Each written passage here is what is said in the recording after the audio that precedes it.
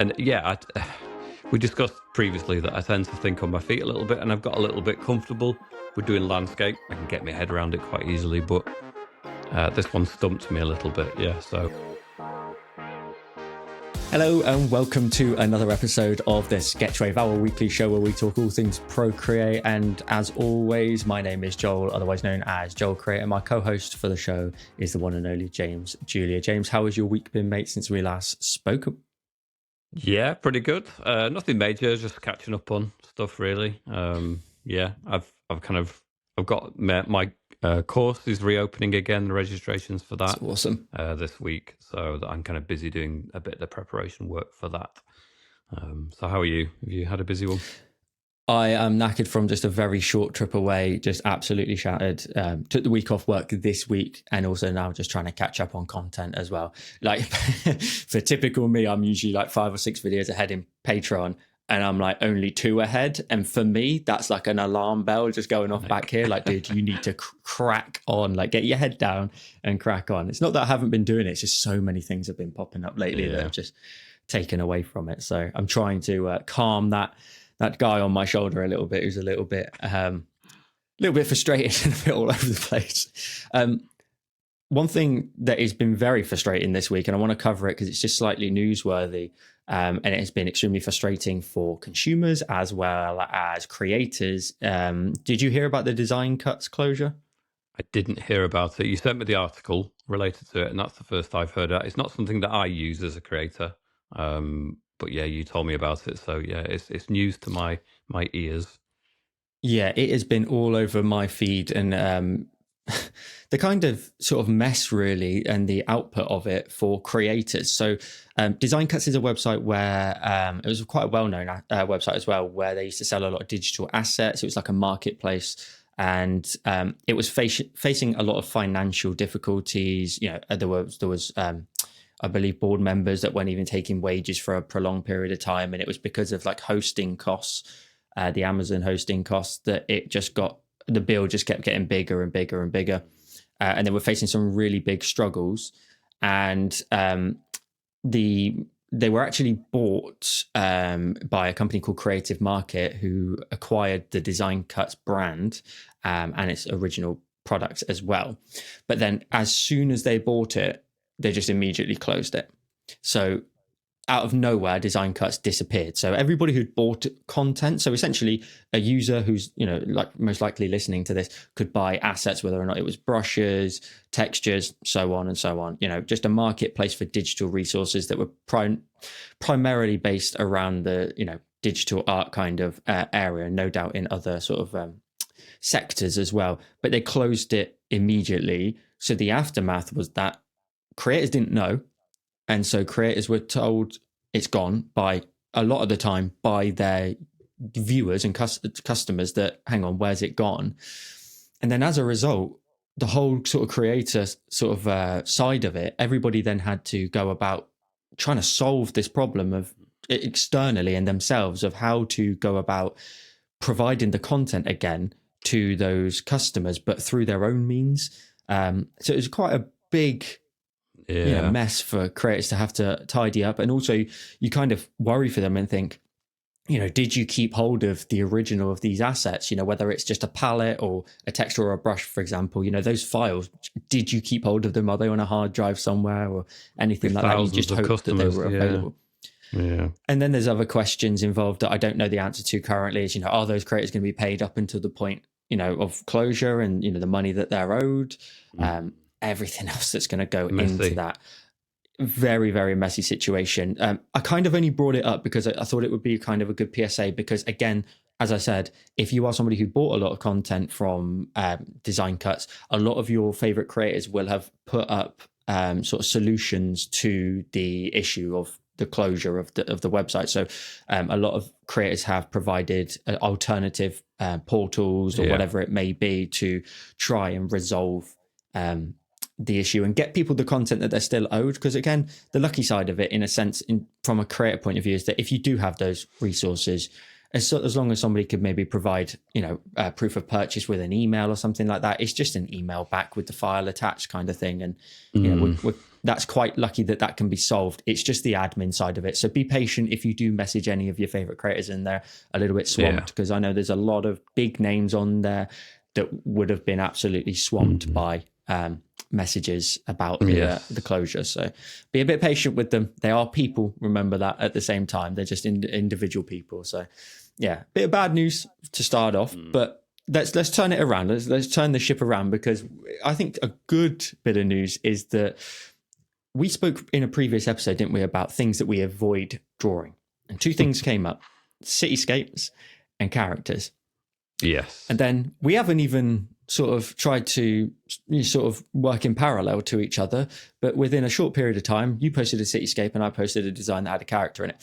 So let's break it down. Like, why did we do it? How did we plant a seed in our brain that just said, dude, you got to get on with this now? Like, come on, like, you spoke about it. You approached it to the audience. Let's work it out. So you'll be able to see on screen now, for example, James's cityscape. So this is not your sort of normal realm of like a landscape. First of all, how did you find it? Like, how did you find going about it in a different, a completely different sort of subject matter?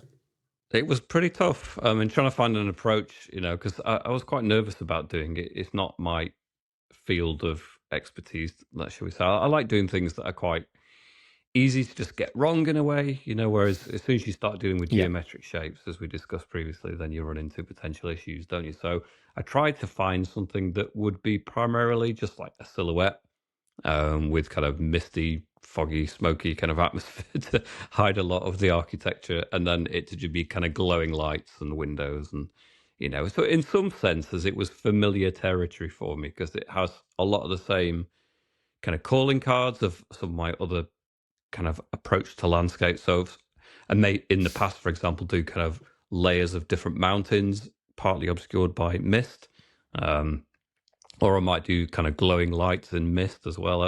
All things that I've done before.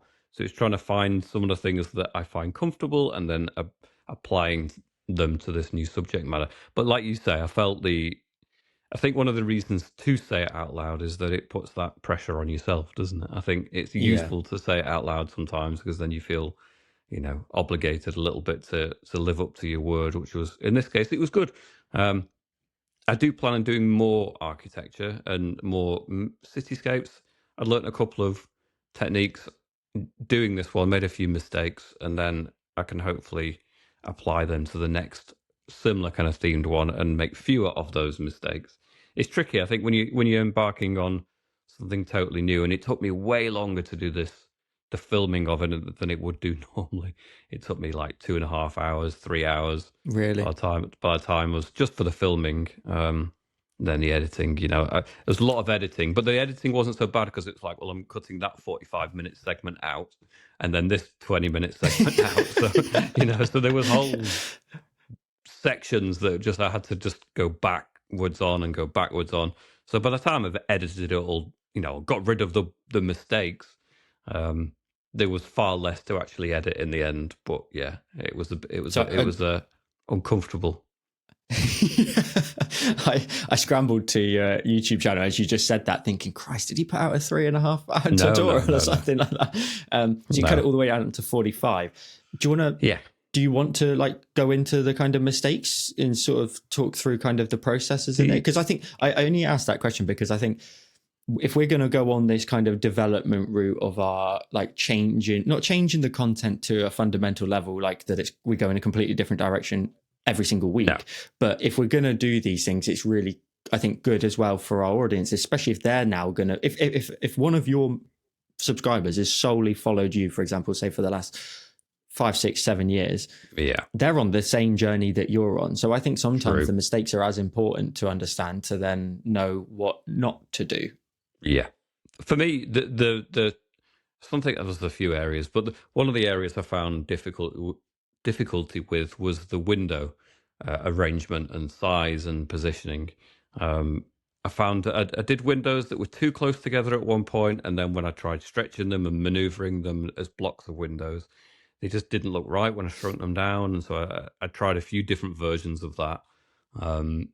Yeah, that was the main one really. There's a whole section that I had to remove because of that. But it started all right. It started well with doing like the silhouette of the buildings, and it seemed like, oh yes, it's easy just to throw a few geometric shapes at it. And then I got to the windows and I came unstuck a little bit. Um, and yeah, we discussed previously that I tend to think on my feet a little bit, and I've got a little bit comfortable with doing landscapes, I suppose, because I know most of the tricks and techniques that I'm likely to throw at it, and I can look at most subject matter to do with natural environments, and I think, well, I've done that a little bit before, and I can get my head around it quite easily. But this one stumped me a little bit, yeah. So I'm So going to continue with it though. one question I've got then regarding the windows. When I see a Yeah. lot of people do cityscapes, a lot of the time the windows, it's such a boring element in a sense because it's just Yes. a repeating element of just squares or rectangles. Yep. And a lot of the time people will create a brush for it. And so you can just draw a straight line, hold it, it will snap it into a straight line and repeat those Good elements. idea. Would that be something that you would, if you're going to carry on with cityscapes, is that something Like you a think stamp. you would try to implement just to, because if I think if you get, yes, you can do windows repetitively in terms of, and work out, get quicker and quicker and quicker and work out maybe the easier way of doing it. But again, because I don't think they necessarily add so much value to a degree, because it's quite a hugely repetitive because it's across multiple buildings, It is. it's across multiple fascias. Do you think that's something you'd maybe sort of explore a little bit more? Possibly, apart from the fact it wouldn't be available on the app natively, would it? It would have to be something I have to provide as a download. I try to I try to just use the tools that are there in most instances, apart from the color palette, Yeah. and the occasional outline or a template. So it's not that I haven't done that. So I guess it's not beyond the realms of what would be acceptable to ask somebody to download an extra thing for the Well, tutorial. But I wonder whether or not you even need them to download it. I mean, you could, for example, create a rectangle and then cut away the bars in between so that you've got then a row of repeating windows in just black yeah, and white as one of the first sort of steps of the tutorial, and copy, go to the monoline, duplicate yes, it, and then sort of make a brush within it so that at least people can follow suit with that and just do one row very quickly. And then you've got a yeah. brush throughout the whole of the tutorial potentially. It wasn't a brush. I did a window, then duplicated the layer, and then I had two, and then I merged them and duplicate that. So I had Yeah. four, duplicate that, so I had eight, and it wasn't that many steps to create. But I think one of the drawbacks was trying to make the same shaped windows interesting across multiple buildings, and then obviously Yeah. contort them to different sides of the 3D shapes. Um, and then I'm trying to think what else got me stumped a little bit. I suppose the reflection in the water, trying to make ripples. Oh, I've really? still yet to. Well, it was quite subtle in the end, and I wanted it to be more dramatic than that. And I tried like the leatherwood brush, and I tried a couple of other techniques that, in the end, I just left it being quite subtle, rather than I'd rather keep it as the reflections and the ripples in the water not very strong than end up with something that just doesn't look right. And it's a problem I've got to try and solve for my extended one now. So I've got a little bit extra time to figure that out for the extended tutorial that I put on Patreon. So yeah, I was I going to will ask you figure about it the out. water ripples because I think they look great. I'd be interested to know the actual process involved there of actually creating all those minor little ripples in all of the different areas It there. was the adjustments and then liquefy and then put it on the push on a really small the push Oh, cool. bit and liquefy on a really small brush on quite on the maximum pressure, and then just literally do lots of lines sort of zigzagging across it, and it just distorts it. I think it looks fine close up when you zoom in, but then when you zoom back out, you don't even notice the ripples, and I think they should be more apparent than Okay. that, especially the lower section in the foreground. But that's water's always one of those difficult ones, I think, isn't it? Uh, I think I've yet to discover a perfect technique for creating water ripples. Still something I'm working on. I found a couple of tools and tricks like that, but it never is quite what I would want. So it's still work in progress. It is still work in progress. I mean, speaking of which, I mean, you're also, you've got one that also branched out into unfamiliar territory as well. So tell me about that one a little bit, because you've incorporated a character that is not necessarily something you'd normally do either, is it? No, not necessarily. I mean, in some of my early like Procreate tutorials, they would be just stamps, and I'd use them repetitively. Yeah. For anyone who doesn't know what a stamp is, by the way, the shape of a brush is usually a shape. For example, it's like a circle, it's a square, it's whatever. But if you set the spacing apart, you can just tap it on the screen, and it will drop a print of the shape that you create. And if you can add a shape to the brush, and that could be a person standing, it could be whatever you want it to be. So you can stamp, and you're done in one go. And that was kind of the early stuff. And then I kind of stopped doing it because it got a bit repetitive, and I didn't really enjoy the process too much of it as well. And I think we spoke about it, and I want to try and tackle it myself. I want to try and actually do it. Yeah. And learn to sort of just incorporate them in some way. And I think, as I said to you just earlier on, I think our users are on a journey with us, and I think sometimes people forget that, like, that's what my channel is a lot of the time, is like, this is the content I want to draw, and if you want to follow suit with it and draw it week after week after week with me, then that's awesome. You can come along and join me on the journey. But ultimately, I'm still learning and still want to draw myself. And that's what this kind of is. It's kind of an open book to be like, look, I'm starting off as simple as this. And then maybe as time goes on, we start to, do a little bit more with the characters. We start to add a tiny bit more, whether it's actually detailing them in a way that, goes more, more and more in depth. I don't think it will necessarily ever get to the point where, we've got a big main character taking up 2/3 of the canvas, top torso only and head in arms kind of vibe. I don't think it'll ever roll like that. I think it will ultimately still be landscapes, but with a tiny little character involvement here. And this for me was a really simple one that I could do because I love drawing trees. I love drawing like the sort of nature, and I quite like the fantasy element of it. So this one was I referred to it as like a pixie, but it's kind of this like small character. Yeah. And I kind of hope it leaves people up for interpretation of, is this a massive tree and a small person, or is it like a bit of both, or is it just a regular sized tree with a kind of pixie style character? So it's up for interpretation a little bit. I think it's a tiny person. It makes sense, doesn't it? It's a little pixie. Yeah. Exactly. And that's exactly what I wanted to roll with, just like the kind of sketch of an outline and just block it in, but more just then add a little bit of touch on there for like shadows and just a little bit of highlight on the edge for it. And I think if I drew this with just mossy tree that had fallen over with some magic kind of rays, it doesn't have anything like a focal point. And the only thing I'm concerned about is by doing this is in the future, if I just drew that without the character, will I look at that and go, that's missing something. I've missed something. It hasn't got that focal point, that thing to look at in the center, and then you expand your vision wider and take in the rest of the scene. So that's what a little bit I'm concerned about. So there's going to be pixies in all your landscapes from now on. Tiny. We're talking like 10 pixel high only. That's it. And I don't doubt, if I'm honest, that's kind of where I want to roll with it for a little while, is just adding in like quite small characters and simple, and then build up from there and see how it goes. I might not even do it anymore, but it was just weird that we happened to do it in a kind of a week period from each other on the content, and just it's just interesting that we planted the seeds in our minds and cracked on with it. Well, it's the New Year vibe, isn't it? You come up with New Year's resolutions, and part of what we do is that keep it fresh for ourselves, but also for our audience, and embark upon new territory, new challenges.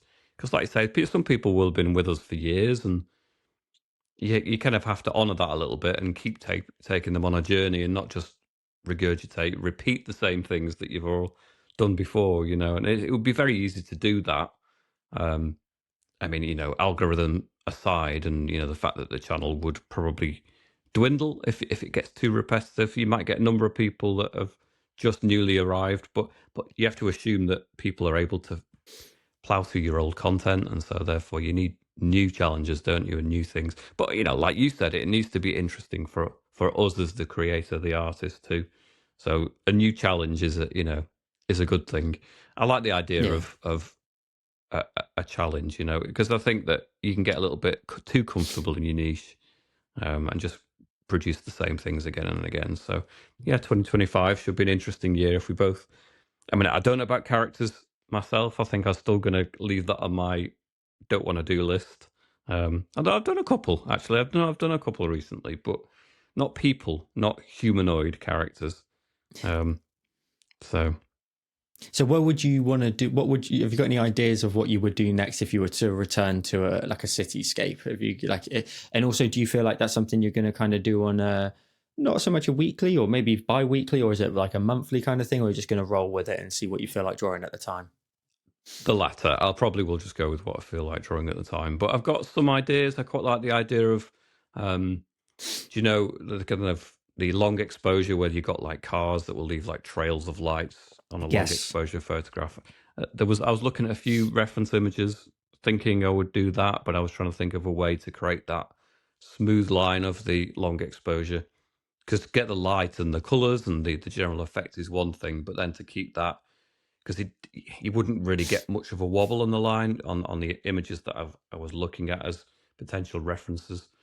They tend to be really smooth and really, elongated kind of curves. So if I can figure that out, then that would be another one I would do. And they're all going to be night things probably for now.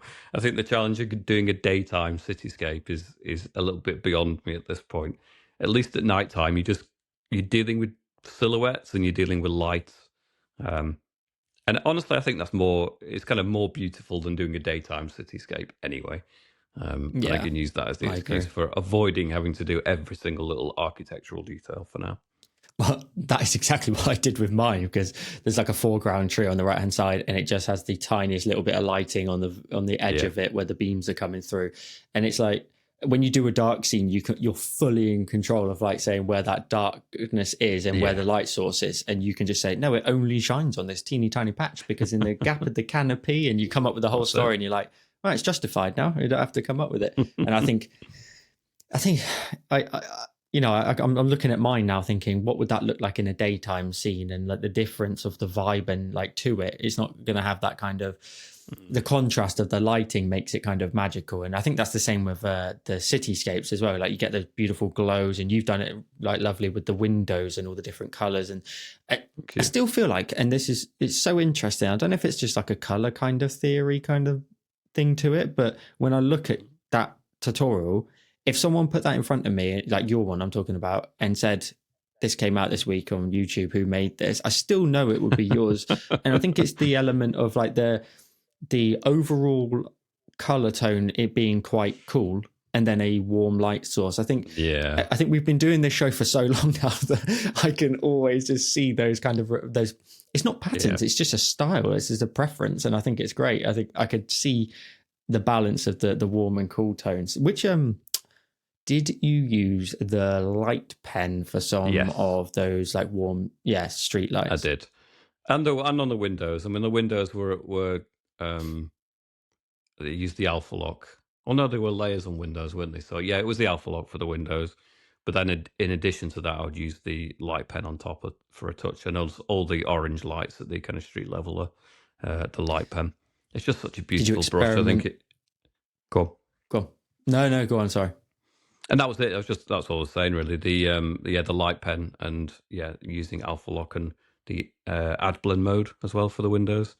I think I did. Yeah, I'm a bit forgetful of it now, but it was a bit of a blur because I made so many mistakes that I ended up removing from the tutorial. But it's like your brain's just gone. Yeah. That's a bit of trauma, and we're not going to deal with that anymore. That's gone. That was a really awful Sunday morning for me.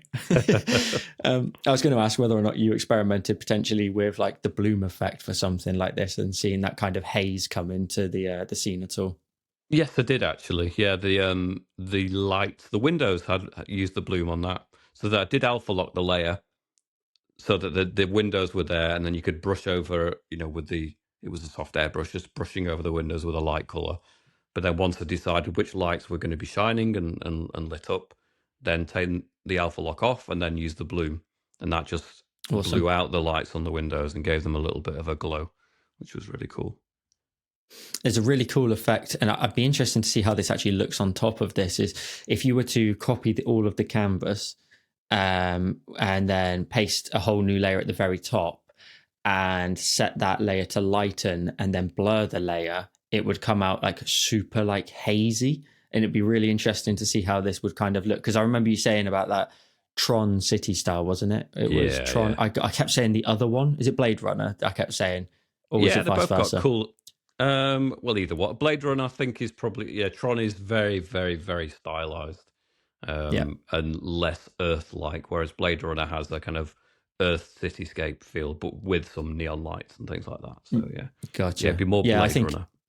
I think the lighting would look. I'd be really interested to see what that would look like on top. And that, yeah, I thought it was really cool to see you to try that as well. And I must admit, when I saw it, I think it was in my Instagram feed on the Sunday. I was like, okay, wow, you just jumped straight on it, which is cool. But I think you did actually subtly mention in the week before on the show that you actually tried one, didn't you? And then you reverted to something else. I think it was. You're right. It's absolutely right. I was going to do it the week before. That's exactly right. We did discuss it. I was going to do it last week. I mean, I know we're a week delay in releasing this episode, but yeah, I was going to do it the week before, and I bottled it and ended up doing the the one we're about to discuss next, probably. Yeah. Yeah, no. Well, let's roll straight into it. Let's talk about it. So yeah, I mean, did we not show them last week? Then I forget now because maybe we just discussed No. them amongst ourselves, didn't we? I think we must have just done that. Yeah, the Yeah, one because that last week we had Nathan on, didn't we? Sorry, Yes. last week we had Nathan on, where we don't typically talk about the tutorial. So we've got a bit of a backlog of catalog of a few just to quickly discuss. So this is the one that would have been released the week of speaking with Nathan. Yes. So I ended up doing something that was more familiar. I was still on a kind of New Year vibe, kind of a sunrise, something kind of hopeful seeming, a bit more uplifting. The image that I've actually sent you is the extended version. So cool. we've got a few mountains poking up, and we've got a more of a cool down color palette for the actual clouds at the bottom. So it's subtly different. I just decided it didn't have enough to really look at. I felt it was a bit simple on the main YouTube tutorial. So the Patreon one has just got a few extra details just to give it just some points of interest along the way, really, just to change it up a little bit. If I'd done this as the YouTube one, I think it would have been, this full version, I think it would have caught people's eye a little bit more. It's like that, isn't it? You do some ones, and I knew at the time, because I intended to do the Cityscape one, and I bottled it and ended up reverting to this, that it didn't have as much oomph behind it, and I think that the audience sometimes can see that, so it fizzled as a video, and that's the way it goes sometimes, but there you go. The thing is, I think the audience side of what you just said, though, is it's definitely very harsh, because I think there's so many people that maybe got an iPad for Christmas that have not gone back through the catalog and had a look. So for a lot of people, this would be the first time maybe seeing these types of beautiful sunset or sunrise scenes that you can create and actually make look so bloody simple. It's ridiculous. I look at the duration. So that this one was 35 minutes. I'd be sat for ages, and I know it's just a difference in like how we work at it. It's fascinating to see how you do it and make it look so quick and easy. But the mountains, I'm looking on both sides here, and I can see the difference between them. Yeah, I think the mountains look awesome. It nicely adds that like element of height to it in terms of letting us know. Is it quite a low hanging? Because I look at that and go, lately I was on a flight just a couple of days ago, and I could see all the low hanging fog that was actually over a lot of the UK and a little bit of Europe as well.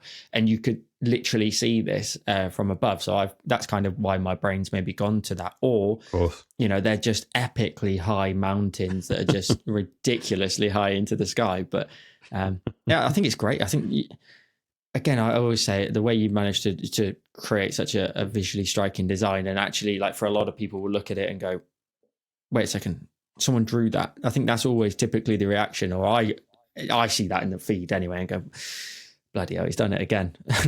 Like, just cracked it. It looks great. Thank you. I think you're too harsh on yourself sometimes. I think maybe. I think that we feel dictated to by numbers, aren't we? I suppose so. You also feel the pressure to come up with something original and new every time, try and keep it different. And when I feel like I fall back on familiar things, then it tends to be something that I think, no, I'd rather be doing something that I haven't done before. It's always the struggle to keep it fresh, isn't it? And speaking of fresh, I really like the wolf neon cutout that you created. Was that the same week as the clouds one I did? I think it was the same week. Yeah. I went for a Northern Lights kind of approach. It's beautiful. Sometimes there's a bit of a philosophy. Thank you. Go on. And we discussed, I mean, before we came, started filming, you've added the neon outline to it, and I think you were questioning whether it needed that, but I think it's the making of it. I think it's a beautiful addition to have that glow outline around it, because I think it could be too subtle if you didn't have that. I think the image itself Yeah. there's a lot of darkness inside the frame, on the outside of the frame and on the inside of the image, and I think that outline just really makes it pop, and I just think it's really really lovely. Thank you. It was again another kind of dry ink design using the dry ink brush through majority of the way throughout the whole of the tutorial. I'm just really enjoying using it. I'm not going to kind of stop for a moment until I get fed up, really, or I get 1,000 comments saying, "Joel, come on, let's change it up now." But I had fun, like even just to create the actual Northern Lights as well. Just it's the whole thing with that is it's just a smudging effect going up rather than so the dry ink is the initial line and then smudging it up. But I think I agree about the outline. I think I think sometimes I forget. I like making things subtle in terms of like I don't want to sometimes do it over the top and force it too much.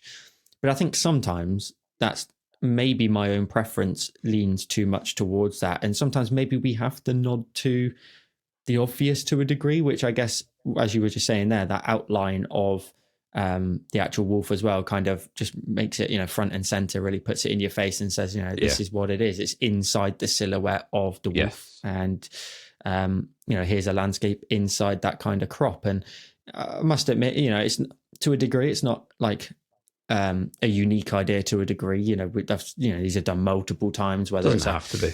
Yeah, it doesn't have to be. You're right, and I think it's seeing what you can do that's maybe slightly different. And the glow was the final bit for me that I've done that's slightly different to the actual design. And the idea was that I just wanted to kind of represent the colors in the sky on that exterior kind of glow from the lights as well. So the blues, the greens, and the pinks as well, just to help just change it up and make it a little bit different and not just a landscape within a crop, which is kind of I would say that the landscape, I mean, it's one of those images where the first thing you look at is the outline. You see the wolf and you notice it has a landscape in it, but actually it's worth zooming in on that landscape because the landscape's really nicely done. I think when you take in the overall image, the first impression is the wolf, and you might not necessarily zoom in on it to realize actually, aside from the outline of the wolf and that thing that really catches your eye, aside from that, within the frame, the landscape is really beautiful on its own merits. I feel that you're getting even better at landscapes as the time that we've been doing this and talking with each other. It seems like your landscapes are getting better and better all the time. Are you spending longer on them, or do you feel like you're developing as you go along? When I feel that mine have developed over the years too, so I'm wondering whether you feel that about. I think there's credit where credit is due, though, because I think we have these conversations and we break down our designs. And I've said about one which we did previously that I hope other people have got the most as much worth out of it as we did, and maybe we just probably need to do another one again. But it was just like simple conversation of us saying, you've mentioned before about I would pick that bright tone, but to be honest, I crank it up a little bit further. I give another 20% of brightness, so that's your maximum threshold. And then using opacity to layer it in. So there's certain things, for example, on like the rocky edges of the landscape and stuff, where that's just 50%. And then, the beauty of that is when you layer it on top of each other, the crossover of those two brush strokes is slightly brighter. And then you've got the two on either side of it, the 50 that you actually initially intended. And then, doing that. And then that's also rolled into a few other things, such as, using the soft airbrush at like a very low opacity instead, and just slowly building up tone. And it's those little tricks that you pick up. And I think this is kind of a summary of a lot of tricks, because so if I start at the sort of landscape at the front, the foreground there, it's again a brush stroke set to about 35%, I think it was, layering it on and then just showing, building it up where you want the highlights, but then still adding color there. But rather than how I work, which is kind of fundamentally kind of wrong, is where I would say, actually, I need 3 or 4 colors for this. I don't need 3 or 4 colors. You just need one color that you can build up and build up and build up and build up. And then you've got all 4, if that makes sense. So, it's that kind of process. And then simple tricks like drawing assist, using the drawing grid so that you can do water ripples and the lighting on the water very, very, very quickly. Dry ink brush, small size. And like just making get it as straight super lines, you easy mean? as possible. Yeah. It's just you can only draw horizontal or you can only draw vertically. Yes. And so, for example, you mentioned there about the smudge of your cityscape. If you used a drawing guide with that and drawing assisted the layer, it's no one. Yeah. What I'm always trying to think of now is like how a user can do it, but it's just an absolute like ease to do. Yes. Just pushing it left, right, left, right, left, right without any consideration of, is that perfectly horizontal? Have I now created a lump? Don't need to worry about any of that. So it's like small tricks like that. And then, I guess just trying to maybe focus on the fundamental. Again, the drawing assist is in the forest that runs across kind of the nose and mouth area. All the brush strokes upwards are just drawing assisted up very, very quickly to filling a whole forest and then going back over again, adding further color. Okay, yeah. And then it really works. Again, it's just it really works. All the tricks of it again is the Northern Lights. That was originally drawing assisted, smudged. That was a dry ink, which is kind of an odd choice of brush when you look at this. And then again, smudging upwards using just the drawing assist to get all of the lines. And then what I've ended up doing is then warping the image slightly so that they're not necessarily straight up. They can kind of bend a little bit. I must admit, although like it's a bit fun to play with like the pinks and the blues and the greens, I wish I'd kind of tried something that would have blended the colors maybe a bit more, so there was less of like a here's green, here's blue, here's pink. I would have quite liked it if there was like a bit more green inside the blue, if that makes sense. And I then still a think bit it of works. I think that because it's the subject matter, you can have a little artistic license with it. It's it's an exaggerated version of the kind of I can never say it. I'll just say Northern Lights because I can never say the full Aurora, whatever. I've put that in the title. Can't even say it. So like, I'm a fraud. I'm the biggest fraud. It's clickbait in a way. I can't even say it. I refer to it as the Northern Lights. Is that a UK thing that we refer to it as the Northern Lights, or is it? And is it its correct term everywhere else? I don't know. I'll stick with Northern Lights anyway. It's much easier to get your mouth around, isn't it? But because you've obviously done a stylized, exaggerated version of it, and it looks great. So I think that if you choose something like that and it is so stylized, I think you're better to push it a little bit beyond what would actually naturally exist. It looks great. I think the other thing that we've spoken about is I've mentioned about not letting go of what I'm doing. So I know I can see the pattern. In previous years, it would be, well, in the last tutorial, I used these brushes. So let's try and do something a little bit different in the next one. And then it's a different set of brushes with a whole different aesthetic. And I think hearing you say that, which is really nice of you to say, is kind of a backup in a sense to being like, sticking with the brush for a little while and just enjoying yourself. Because obviously I did the kind of bluey green landscape before in the previous week, and a lot of the kind of concept flows nicely across from the mountains, the tree line in the distance and stuff. It's just in a slightly different format, but it's using the same brushes and techniques that I'm being kind to myself in a way of being like, we don't have to move past this yet. If you're not done with it, keep carrying on with it. You don't have to force it and push it onto something else. And if I'm honest, I think even if I did move on to a whole different set of brushes, I don't think it adds much value necessarily to do that. I mean, it would be like somebody saying to you, you can't use the rainforest brush. Can we do something different than the rainforest brush or the soft air brush? If you find them as fundamentals of your work, why would you stop doing it? We wouldn't tell Bob Ross not to use a 2-inch brush for his bushes and, anything like that. It just wouldn't work like that. And I think I think it's a good lesson to learn for anybody who's in this space anyway, is that if you're enjoying yourself and you like a certain aesthetic, just do it. Like, I would love to see people's interpretations of this if they liked using any of the kind of vintage brushes or the paint brushes or whatever it may be. Do what you want to do in your style and just maybe follow our tutorial sometimes with the palettes and the steps involved, but with a different vibe to it. So for me, that's kind of a fun part, and hopefully it's been paying off to stick at it. And I think the final one we've got here is actually a design. This is the one I want to ask you about. Patreon.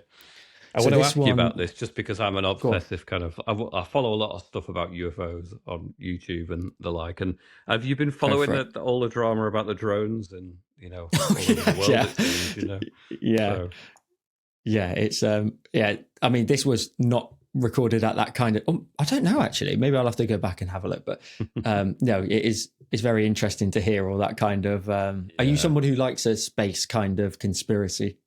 Oh yeah, I'm convinced that we're going to be visited by aliens. At the beginning of 27, 2027. So yeah, I've Oh well and wow. truly gone down the rabbit hole of alien conspiracy stuff. So I draw the line at some of the stuff. I don't watch like Gaia TV or anything like that. I think that some of it's a little bit far fetched, but it does seem like increasingly there's momentum behind the whole disclosure kind of stuff. Various governments seem to know a lot more than perhaps they're actually admitting to. So it'll be an interesting few years, I think. I think stuff's going to emerge. But anyway, I don't want to go down that Well, whole maybe, rabbit hole too much. But well, you said 2027, so maybe every week we need to have a James conspiracy yeah, corner, kind of 5 minutes, you. and you'd be like, just give us some UFO updates and see what's going on. That'd be fun. But yeah, UFO design that I posted on Patreon. It's the last one I posted. So, I must admit this. I always look. I've looked at doing UFOs in the past, and for some reason, it just absolutely worked this time. In terms of, there's something really satisfying for me about the underside of the UFO, where it was the symmetry tool set to vertical, so you could do it on both sides at the same time. And because I've created the layers of it, if you zoom right in on the UFO, you can see first of all like dark etched in lines around the rings of it, followed by some kind of vertical lines to create all the kind of I'm imagining this kind of paneled metal underside of this UFO, and then like brightening up the highlights as it gets towards the beam, and then all then the very, very small granular kind of highlights that hit each one of those kind of metal edges. And I'm really happy, with how crisp it came out, how very grainy and detailed, and like when you zoom in, like obviously it kind of breaks down a little bit, but at full zoom, like I'm really pleased with how sharp it looks, I think is the right word for it. And just standard procedure really of like just messing around with nice glows, and shooting down into the forest in the distance, which then nicely kind of camouflages it a little bit at the bottom, and you can then just fade it into the forest floor. There's also some really cool effects on this, and I can't see them fully. I'll have to triple check if I actually put the right version in our document, but there's actually some chromatic aberration filters on the edge of the frame as well, just to kind of, I wanted it to be like, this is just this big bright element happening right in front of us, and it's like, really distorting everything around us, and then also hopefully adding like a little bit of focus as well to the center. If you're viewing this obviously on YouTube and you're actually watching along, you'll be able to see the correct version on screen anyway. But I love a space theme. I think I get I like to maybe go down the rabbit hole, but then I also want to like not do too much of it as well, because I think to a degree there's a certain limit with how many things you can draw. And like I've done rockets, I've done UFOs and everything, but I guess I want to make sure at least if the style's changed or the things I've learned, it's then time to go back and do it again and see what you've learned to then implement into like the trees there and the actual UFO itself. So yeah, cool. Nice little balance of blue and warm here. I would like to pursue more space-related things as well. I've done them in the past. I've done a galaxy. I've done like a nebula. But it's been a while since I did anything space-related. You've kind of inspired me to think about that as well. Maybe this year I'll that'd be cool. Some thought. But yeah, I don't want to sort of step on your toes with the themes. No, you go for it. Yeah, well, it's trying to think of something you haven't already done, or approach it in a different way at least. Anyway, so. But we speak about this all the time though privately, that like the Procreate space, there's so much content out there anyway. It's really hard sometimes to do that kind of unique element. But I think you doing it would look very different, especially like where would it be? Would it be in a certain landscape that involved mountains or above clouds, or anything like that? That kind of blending it into your space, I think would be awesome, and I think the viewers would love it. I memean, let us know in the comments. Do you want to see James do a conspiracy corner? Do you want to see James do a UFO kind of design? That would be awesome. I think it's cool though. It's really cool to hear you kind of, not saying it needs to change in any way, shape, or form at all, but the fact that you also want to try and do a little bit of this and a little bit of that. I think the audience can only just appreciate that and learn how that you would go about doing those types of things in your style. Because I think that's what the main focus is that it's your teaching style and how you would go about applying shadows and highlights and so on. And I know, for example, if we did exactly the same scene, it would be completely different in terms of the processes. Sure. Yours would be 45 minutes. Mine would be 2 hours and 45 minutes, and that's fine. And I would have 100 more layers than you would, and I'd separate every single color tone. It's something I've got to stop apologizing for in videos as well. And if someone watches my tutorials, please, I know I do it, and I say it all the time. I say, I like to separate my colors, and I do, because I also want to make sure someone can go back if they see it at the end and go, actually, I'd quite like to make a change to that one color I applied. I did too much of that. And I want to also allow people to have that option to undo to a degree or fix and adjust, because sometimes if you flatten it down, it's just an absolute horror show to try and fix it. And I hate the thought of someone saying, I got all the way to the very end and I didn't like the result, but I'm going to redo it again. So hopefully maybe that gives them a few options to do so. So that was cool. Speaking of people, I was going to say, speaking of people making it all the way to the very end, I think the UFO needs to be in the comments for anyone that does make it all the way to the episode. I think it's appropriate. Love that. Yep. Drop the UFO in the comments down below. While you're down there, make sure to subscribe to the channel. That'd be awesome if you could do so. And if you want to take your support to the next level, you can become a member of the channel. There's a join button. You get early access to the videos that we release here on the channel, as well as a loyalty badge beside your name that grows over time the longer you are a supporter. So if you want to become a member, you can do so. But if you could subscribe to the channel, that would be awesome. We greatly appreciate it. James, thank you as always, mate, for an awesome conversation. Thank you. And we'll see you guys next week. Bye for now.